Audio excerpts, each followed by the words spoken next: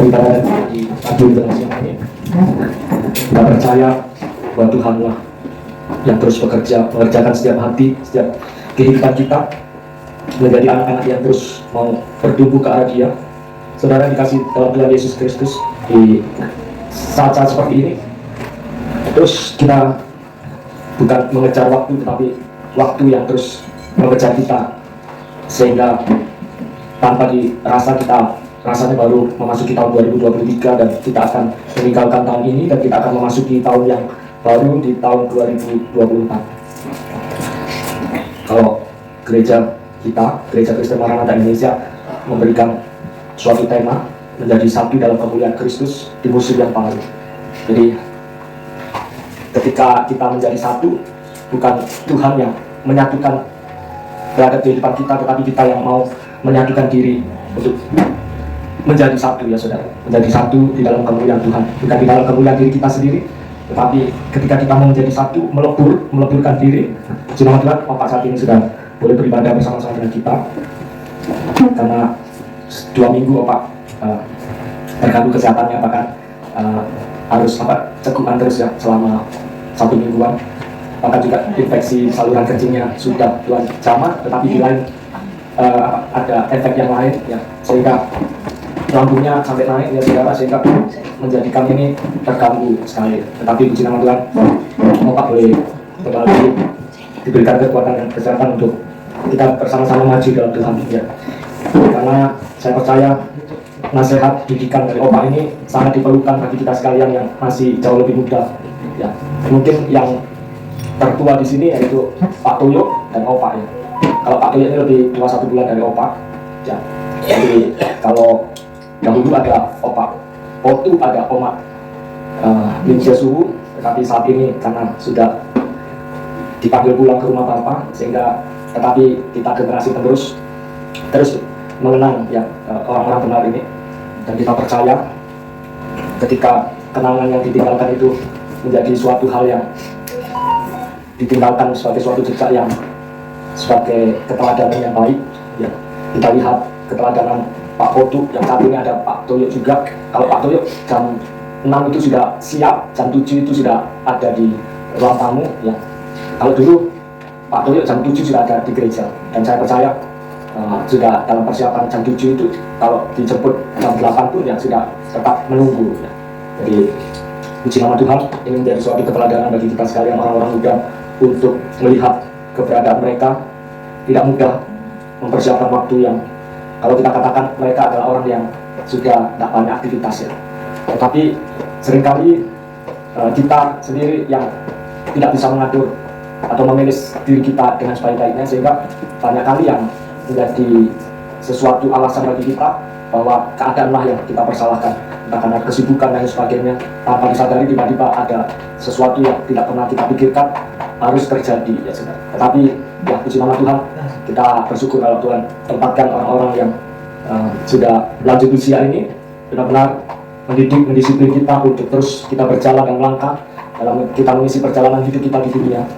Saudara dikasih dalam Tuhan, saya ingin mengajak saudara untuk ini yang sudah berapa kali saya tunda. Kalau Tuhan ingin supaya ini disampaikan dengan segera kepada seluruh jemaat Tuhan, tetapi inilah waktunya saat ini. Kita akan bersama-sama belajar akan kebenaran firman Tuhan yang ada di dalam Ibrani pasal yang ke-12. Haleluya ya, puji Tuhan. Ibrani pasal yang ke-12 ayat yang ke-7 ya saudara. Ibrani pasal yang ke-12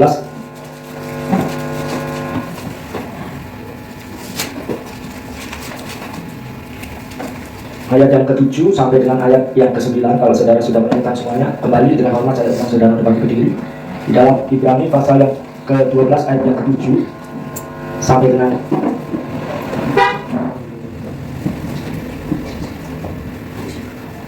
ayat yang ke-10 aja ya saudara. Ibrani pasal yang ke-12 ayat 7 sampai dengan 10. Setelah hitungan ketiga, saya ingin saudara membaca bersama-sama dengan saya. Jadi tidak seperti biasanya. Kalau biasanya itu bergiliran, kita akan baca ayat 7 sampai dengan 10 secara bersama-sama.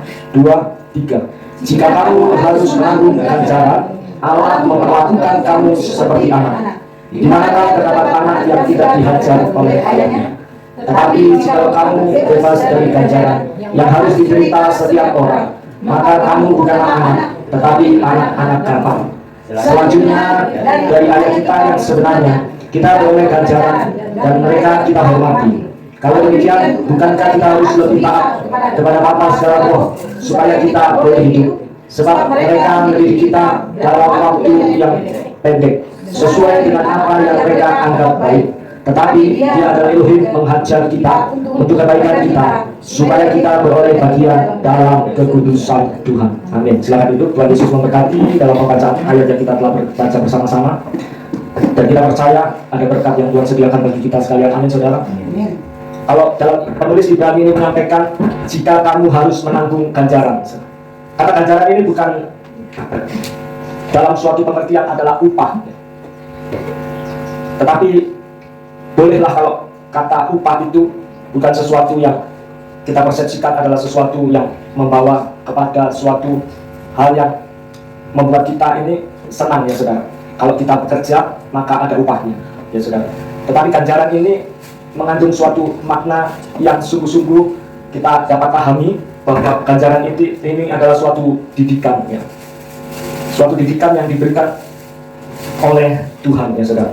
Dan ketika didikan ini diberikan, ya, kalau kata dalam bahasa Indonesia ini, ganjaran seringkali memberikan suatu pengertian mengenai akibat, ya saudara. Upah dosa, akibat dari dosa ialah maut, ya saudara. Sehingga ketika kita harus menanggung ganjaran, ya, jika kamu harus menanggung ganjaran dan Allah memperlakukan kamu seperti anak, ya saudara. Kalau dalam bahasa yang lain yang lebih mudah untuk kita mengerti, yaitu terjemahan sederhana, saudara. Di sana disampaikan, jadi waktu kita menderita karena cambukan dari Bapa surgawi, saudara. Dikatakan, jadi waktu kita menderita karena cambukan dari Bapa surgawi, ingatlah bahwa Elohim atau Allah itu sedang memperlakukan kita sebagai anaknya, ya saudara. Jadi perlakuan Bapa terhadap kita sebagai anaknya. Jadi ini ada dua bahasa yang berbeda, sama-sama anak, ya saudara. Tetapi yang satu adalah anak yang sah, anak yang mungkin tidak dilahirkan, tetapi diadopsi, ya saudara. Tidak dilahirkan dari benih ilahi, artinya bahwa kita ini diadopsi, ya. Kita telah diangkat menjadi anak, tetapi kita tetap status kita di hadapan Bapa, kita adalah huios, ya saudara. Dalam bahasa Yunani itu, dalam bahasa aslinya adalah huios, yang artinya itu anak yang sah, anak yang layak untuk menerima warisan kerajaan surga, anak yang dipersiapkan oleh Bapa sebagai anak-anak yang sungguh-sungguh menerima sesuatu status yang dari tadinya sebagai anak yang, ya saudara, anak yang bukan merupakan anak, ya saudara. Tetapi kalau notos, kita lihat dikatakan dari ayat yang ke-9 yang telah kita baca tadi, ayat yang ke-8, saudara. Tetapi jikalau kamu bebas dari ganjaran yang harus diderita setiap orang, maka kamu bukanlah anak, tetapi anak-anak gampang. Anak-anak gampang yang bukan hanya sekedar kalau kita gampang sakit hati, gampang marah, gampang meninggalkan Tuhan, gampang merajuk, gampang, bukan saudara. Bukan hanya sekedar itu, tetapi lebih dalam lagi, artinya notos ini adalah anak-anak haram, anak-anak yang tidak sah. Bahkan lebih, kalau tak enak didengar telinga kita, itu disebut anak-anak sundal, anak-anak yang dilahirkan bukan dari pernikahan yang sah, ya saudara. Jadi kalau di dalam dunia ada hal seperti itu dikatakan sebagai anak haram, tetapi ketika kita telah percaya dan melihat bahwa Yesus ini telah kita benar-benar meresponi akan panggilan dan pilihan Tuhan, sehingga istilah anak haram itu sebenarnya tidak ada. Walaupun misalnya saudara atau saya misalnya dilahirkan dari orang tua yang bukan merupakan orang tua yang sah dalam pernikahan secara hukum dan agama, artinya dalam gereja, tetapi kita sungguh-sungguh telah dimasukkan oleh Tuhan sebagai anak yang sah ketika kita telah diadopsi, sehingga kita menerima kuasa. Coba saya minta Joses baca di dalam Yohanes pasal yang pertama ayat yang ke-12. Coba kita meninjau kembali di dalam Yohanes pasal pertama ayat yang ke-12. Tetapi semua orang yang menerimanya diberinya kuasa. Jadi mereka yang menerima Tuhan itu diberi oleh Tuhan kuasa, ya. supaya menjadi anak-anak Allah, supaya menjadi anak-anak Allah, yaitu mereka yang percaya dalam namanya. yaitu mereka yang percaya di dalam namanya. Kalau mereka nggak percaya, kalau kita nggak percaya, bukan bagian orang yang percaya, maka kita tidak menerima, ya saudara, kuasa yang telah diberikan oleh Tuhan. Jelas sebabnya tidak secara otomatis membuat kita sebagai orang Kristen ini menjadi anak Allah atau anak Elohim, saudara. Tetapi kita ini diberikan kuasa oleh Tuhan untuk, ya saudara, sebagai orang-orang yang mau merespon akan kehendak Tuhan. Kita mau menerima Tuhan Yesus menjadi juru selamat kita, ya saudara. Sehingga ketika kita menerima Tuhan Yesus menjadi putra Elohim, maka kita harus memanfaatkan kuasa yang diberikan oleh Bapa, ya saudara. Sehingga apa yang dikatakan dalam Yohanes yang telah kita baca, semua orang itu yang menerima Tuhan Yesus itu diberinya kuasa, ya saudara, supaya menjadi anak-anak Allah. Jadi kita mengerti bahwa tidak secara otomatis bahwa kita ini akan menjadi anak-anak Allah, ya saudara. Ketika kita lebih atau kita memilih untuk tidak mau menerima menggunakan kuasa yang Bapa berikan, ya saudara, maka kita benar-benar kita bukanlah anak Elohim, ya saudara. Saudara, kalau kita melihat dua kata yang berbeda ini, yaitu huios dan lotos ini, ya saudara, yaitu anak Allah dan anak gampang, ya saudara. Jadi kalau dikatakan di dalam terjemahan yang lain, yaitu terjemahan yang lebih sederhana, itu dikatakan waktu kita menderita karena cambukan dari Bapa surgawi. Tapi kalau dalam IFB, dalam terjemahan baru yang kita miliki, Alkitab yang kita bawa, kita baca saat ini, dikatakan jika kamu harus menanggung ganjaran, Allah memperlakukan kamu seperti anak. Dan ini bagian dari kasih Tuhan, ya saudara. Itulah sebabnya di dalam Kristus tidak ada lagi penghukuman. Kuasa ini penting, ya saudara. Harus kita pergunakan kuasa yang diberikan oleh Bapa. Kuasa ketika kita mengaku dan percaya dengan lidah dan bibir kita bahwa Yesus adalah putra Elohim, bahwa Yesus yang telah menang dari maut dan mengalahkan segala kuasa-kuasa kegelapan yang tadinya menjadikan kita ini sebagai anak-anak iblis, anak-anak si jahat. Tetapi melalui kemenangan Yesus dan oleh kuasa Tuhan yang besar menjadikan kita memiliki kuasa itu, saudara. Dan kuasa itu harus kita pergunakan, kuasa Allah. Tersembunyi kuasa Allah, saudara yang dikasih dalam Tuhan Yesus Kristus, di mana kuasa Tuhan itu tidak tersembunyi bagi kita yang percaya kepada Tuhan. Dan ketika kita memiliki kuasa yang besar dari Tuhan itu, maka dikatakan oleh penulis Ibrani, jika kamu harus menanggung ganjaran kita, ketika kita harus seketika lamanya kita harus menderita. Oleh karena apa, saudara? Dikatakan di ayat 5,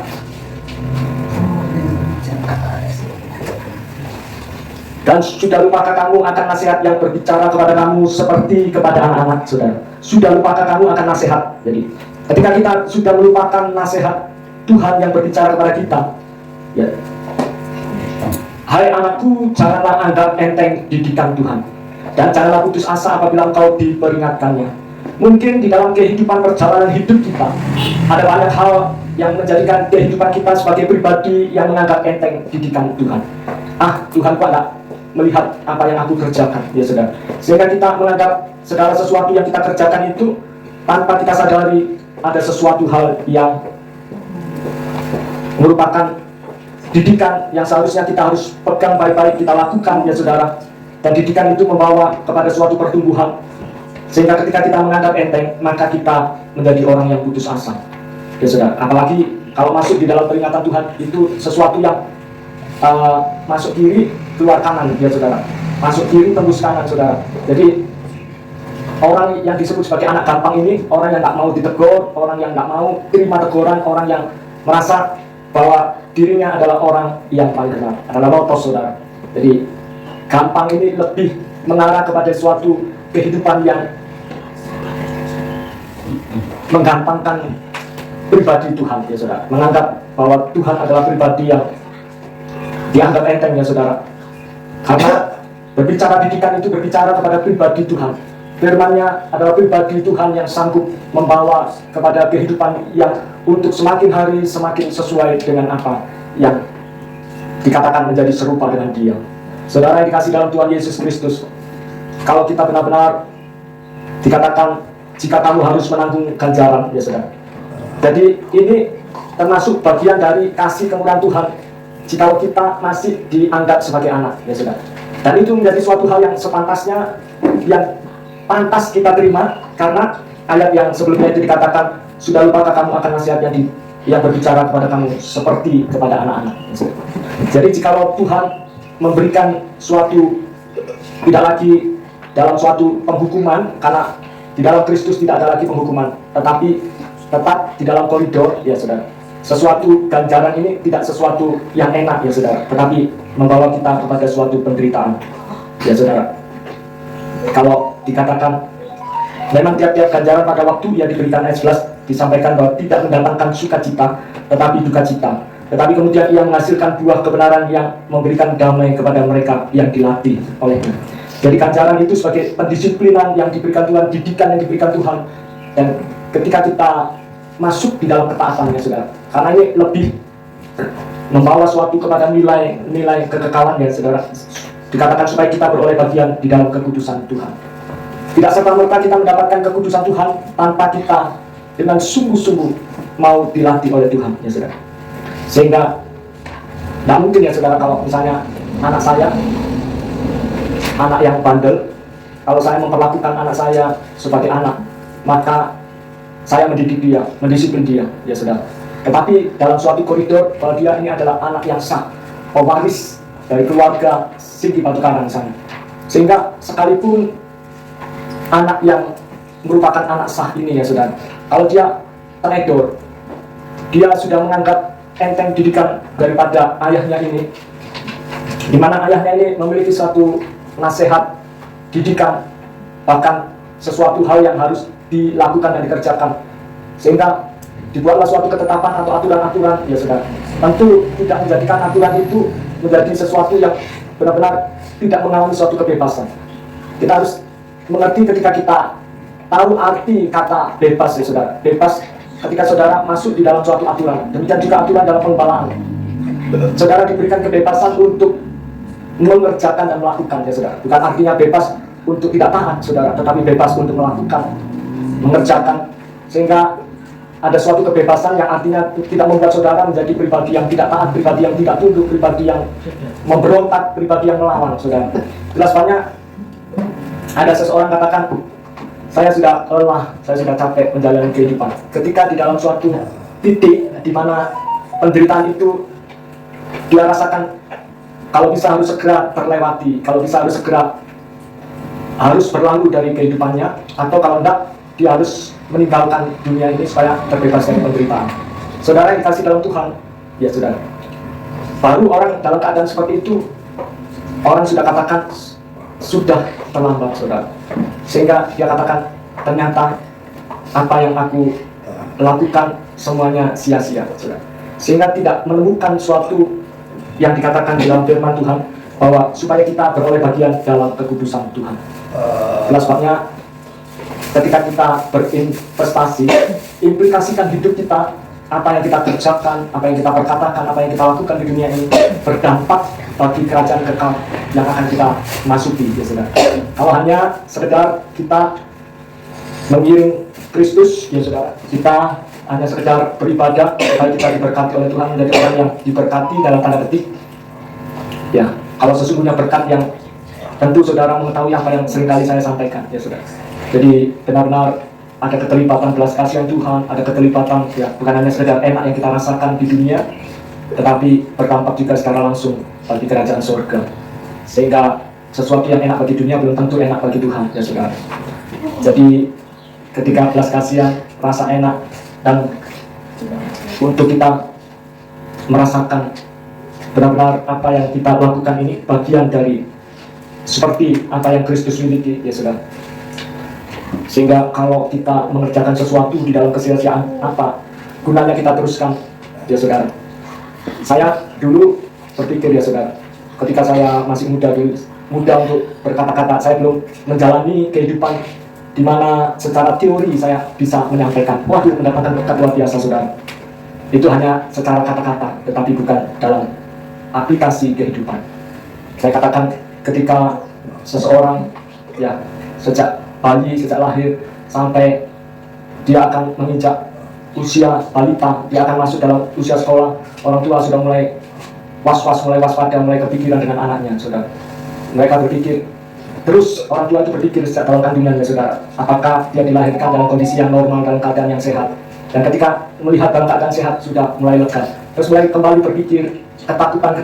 Kalau saudara teliti dalam firman Tuhan, kata jangan takut itu ada 365, sama dengan 365 hari. Artinya apa saudara? Artinya setiap hari jangan engkau terus-menerus hidup di dalam ketakutan. Jadi tiada hari tanpa ketakutan, tiada hari tanpa perasaan was-was ya saudara.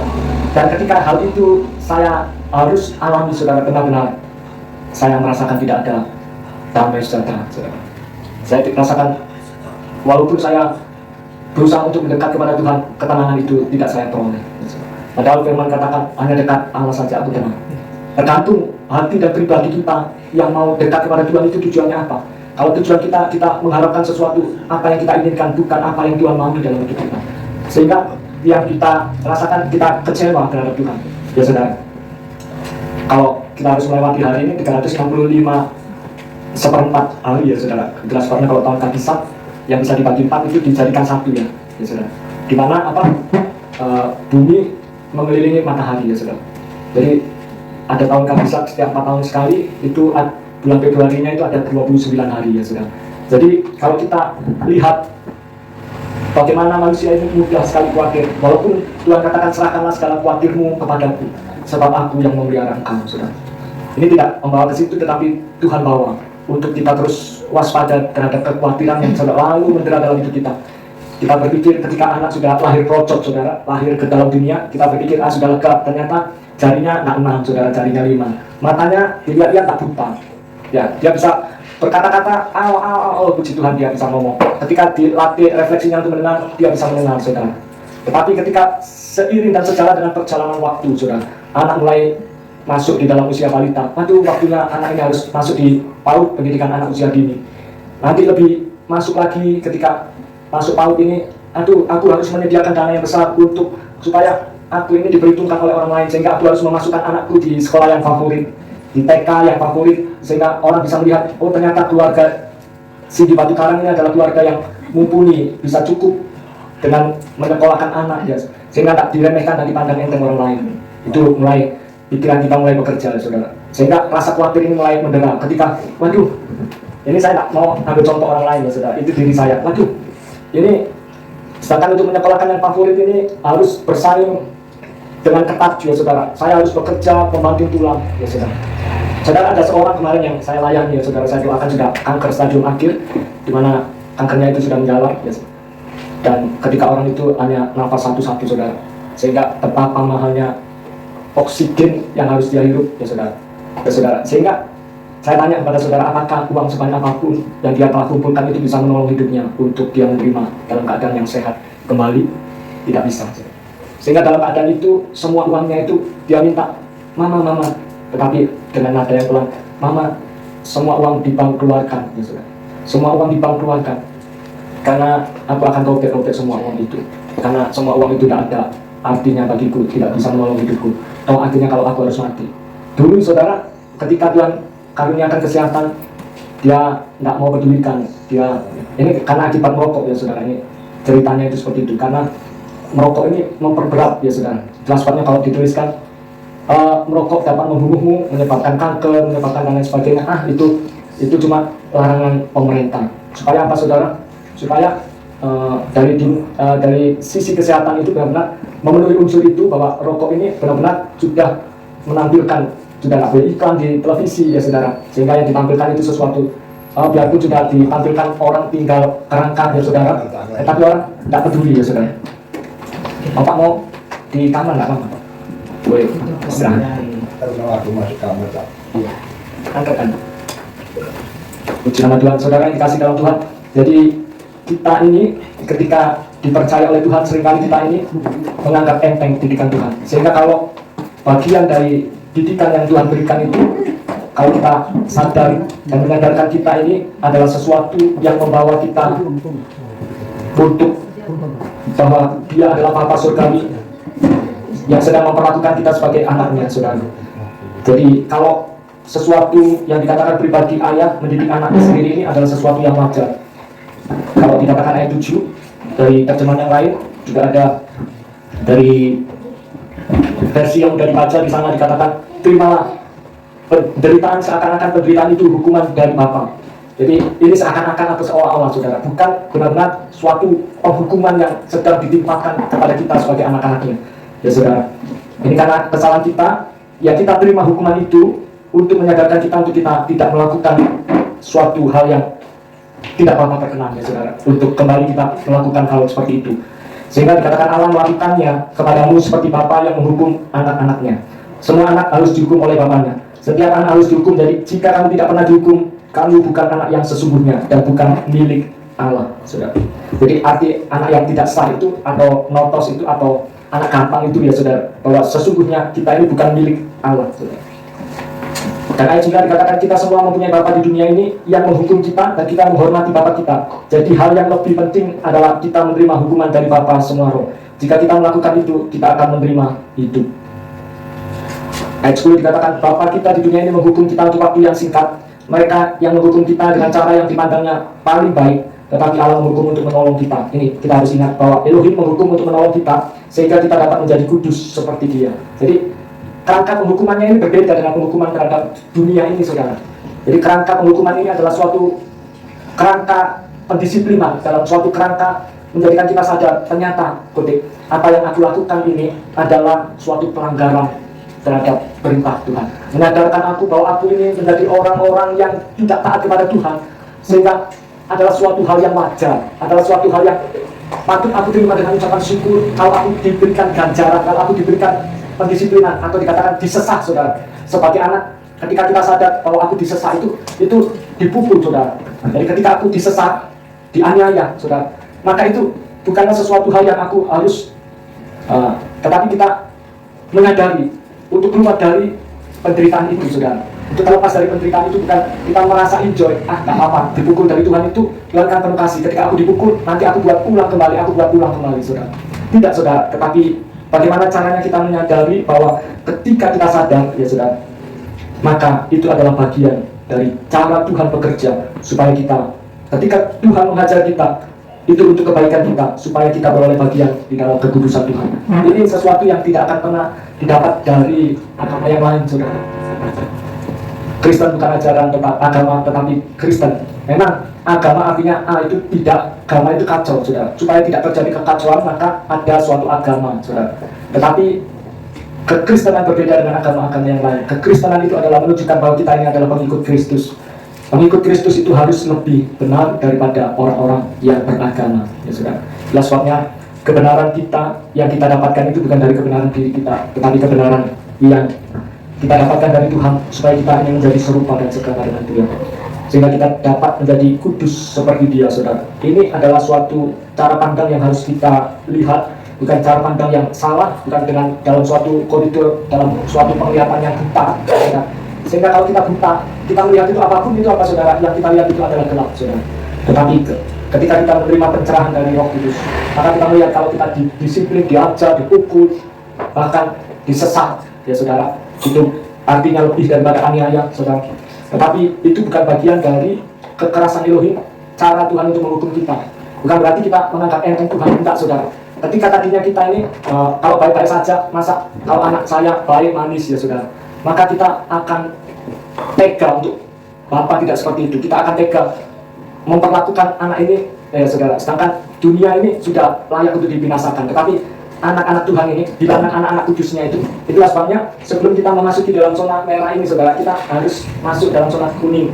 Kalau dalam lalu lintas itu ya, zona merah itu, maka kita harus berhenti untuk memusatkan kembali, untuk ketika mengistirahatkan dalam waktu sejenak, ya saudara.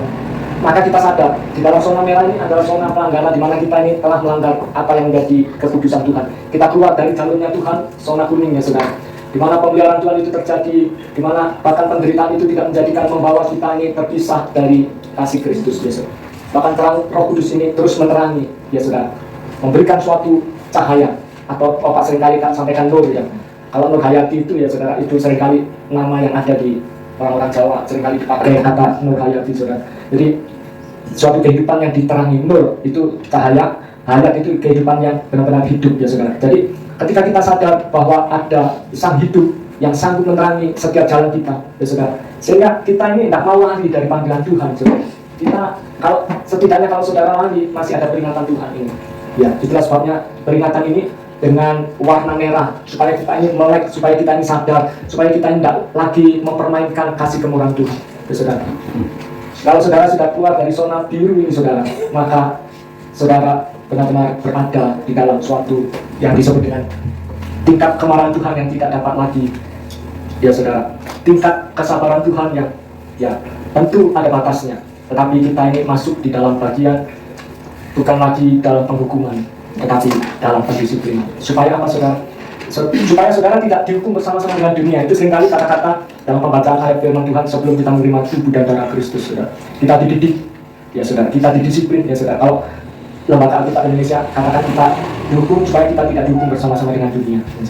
Jadi kalau kita mengerti kata penghukuman itu sebenarnya membawa kita ini untuk supaya kita sadar kita nggak bermain-main dengan dosa. Yang ku kasih, ku tegur dan ku ajar. Kalau ayat firman Tuhan di Ibrani 12 ayat yang ke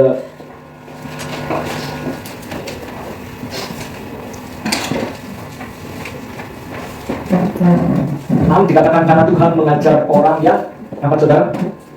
Orang yang apa? Mengajar orang yang dibenci, yang dikasih oleh Tuhan. Justru orang yang dikasih Tuhan itu dihajar. Bahkan dikatakan orang yang dikasih Tuhan itu disesat.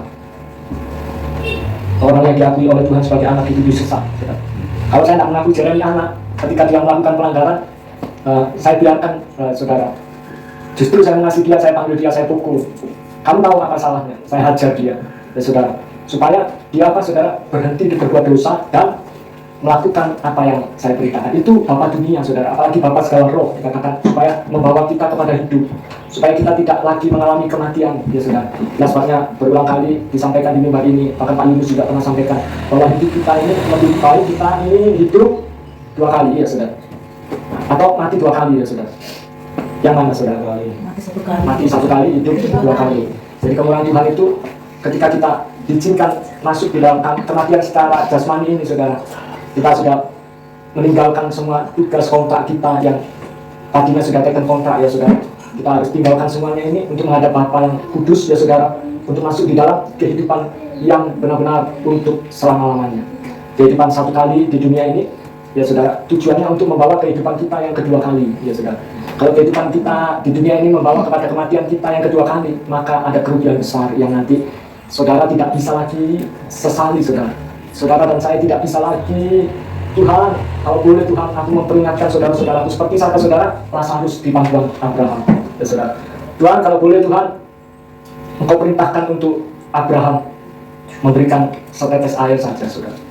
Saudara, penyesalan yang tiada berakhir, penyesalan yang tiada pernah berhenti. Lebih baik di kehidupan sekarang ini kita, ya saudara, membawa kehidupan kita untuk kita tidak menyesal di kemudian hari. Saudara yang dikasih dalam Tuhan, jadi apa yang kita pilih? Huios atau notos, saudara? Sebagai anak-anak yang sah, yang memiliki suatu kerajaan yang tidak tergoncangkan sebagai warisan kita, ataukah kita notos sebagai kehidupan yang tidak sah, anak haram, anak yang dikatakan anak gampang, yang dikatakan mungkin kita gampang sekali nggak mau dengar apa yang pendeta katakan, mungkin kita gampang sekali menganggap remeh, ya saudara, apa yang orang tua rohani kita sampaikan. Mungkin gampang sekali nasihat dan didikan dari orang tua kita pandang sepele, ya saudara. Tetapi pada saatnya kita menyadari kalau Tuhan pakai saudara dan saya ini dilahirkan dari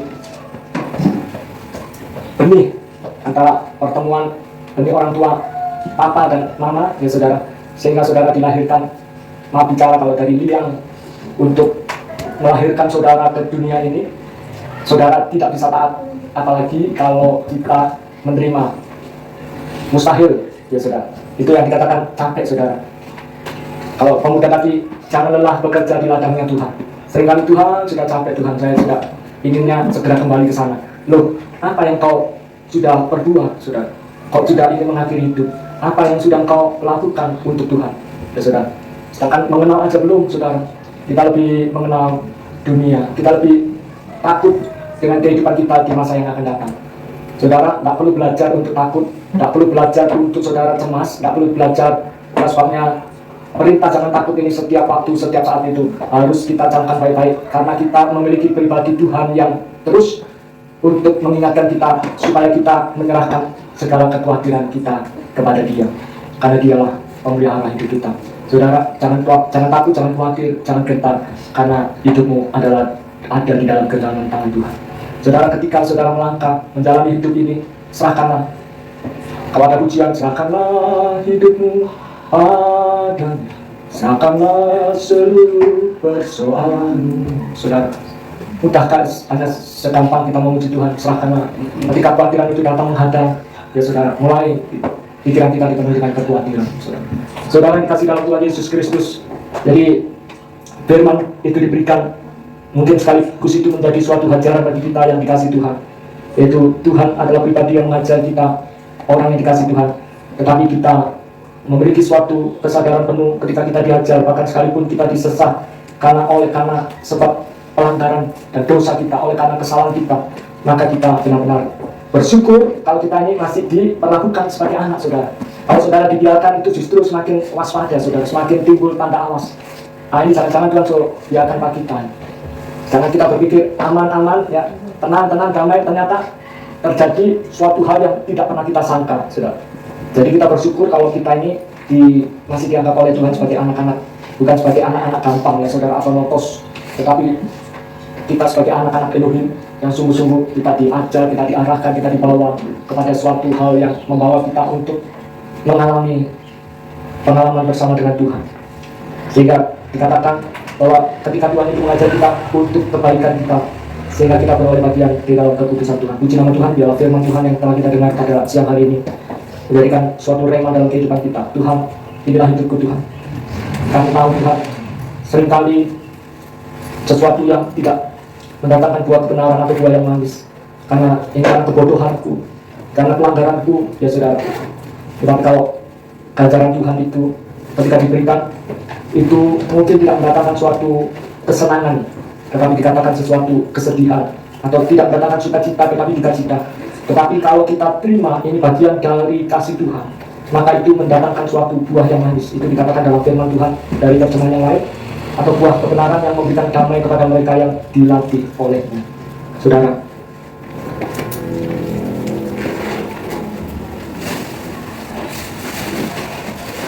kalau dikatakan dalam terjemahan lain, memang setiap kali kita menerima hajaran, itu hajaran saudara, bukan ganjaran. Pengalaman itu tidak menyenangkan dan malah menyakitkan. Namun didikan Tuhan itu akan membuahkan hasil yang manis, yaitu kita hidup lebih benar dan merasa tenang di hadapan Allah. Ini satu excuse ya saudara, suatu ketika engkau mengalami suatu perasaan tenang, itu menunjukkan bahwa kita sudah, ini bukan perasaan tenang yang dibuat-buat saudara, kita benar-benar sudah berada di dalam kedekatan dengan Dia. Jadi hubungan kita ini terasa saudara, hubungan yang intim dengan Dia, hubungan yang karib dengan Dia. Ketika kita merasakan ketenangan, ya saudara, berarti kita berada di dalam posisinya Tuhan, kita berada di dalam jalannya Tuhan, kita berada di dalam jalurnya Tuhan, kita berada di dalam keputusan Tuhan.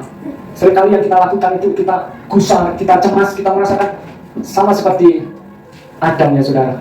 Dia gusar ketika Tuhan mencari Adam, di mana engkau saudara. Tidak tenang karena sudah melakukan pelanggaran. Hawa juga seperti itu saudara, sehingga ada rasa ketakutan ya saudara. Kalau saudara misalnya belum terbiasa untuk maling saudara, mungkin saudara toleh-toleh sana sini tanpa disadari ada CCTV yang memantau ya saudara. Kita toleh sana, ini aman, saya masukkan HP ini ke dalam saku saya saudara. Tetapi sepanjang itu ketidaktenangan itu terjadi ketika orang sudah mulai bertanya, kakak jam berapa sekarang? Jangan-jangan anak kecil ini tahu, seperti Petrus itu ya saudara. Kamu mengenal dia, yaitu Yesus. Enggak, saya tidak kenal dia, saudara. Padahal yang bertanya itu siapa, saudara? Demikian juga kehidupan kita. Kita mulai bertanya-tanya, waspada, curiga terhadap tetangga kita, curiga terhadap itu orang itu mulai sirik terhadap aku, orang itu mulai benci, apalagi saudara, benci. Bukan benci tapi benci. Orang itu tidak mengasihi, orang itu sudah mulai timbul rasa curiga, saudara, hal-hal yang tidak baik. Jangan-jangan nanti kalau gembala ke rumah saya, nanti berpikiran, waduh, orang ini ternyata orang kaya, nanti gembala nanti minta-minta dan lain sebagainya. Ya saudara, kita mulai timbul kecurigaan, curiga satu dengan yang lainnya, akhirnya kita menutup diri. Ya saudara, kita mulai nggak tenang, kita merasakan mulai goncang hati kita. Puji nama Tuhan, kita percaya setiap kali kita menerima ajaran atau didikan dari Tuhan, kita percaya mungkin itu tidak menyenangkan bagi kita. Bahkan Tuhan rasanya sakit, Tuhan, apa yang kau hajar ini tidak sebanding dengan apa yang aku lakukan, saudara. Saudara, firman Tuhan mengajar, karena itu kuatkanlah tanganmu yang lemah dan jangan biarkan lututmu gemetar, sebab kita dipanggil untuk berlari dalam pertandingan ini. Saudara, ini langkah selanjutnya untuk kita menguatkan tangan kita. Kalau kita menguatkan tangan kita bukan dengan kuasa Tuhan, maka kita akan gagal, saudara. Tetapi dikatakan, karena itu kuatkanlah tanganmu yang lemah